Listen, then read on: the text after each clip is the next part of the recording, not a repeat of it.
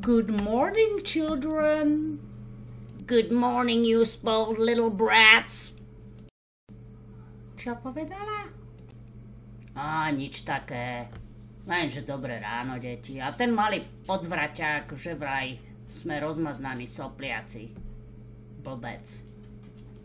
Však my mu zavaríme, môže sa tešiť. Takže, deti, som vaša nová učiteľka angličtiny. Ide vás teraz preskúšať, čo ste sa za tých 5 rokov naučili. Určite už viete po anglicky celkom plynule. No, tak začneme jednoduchými otázkami.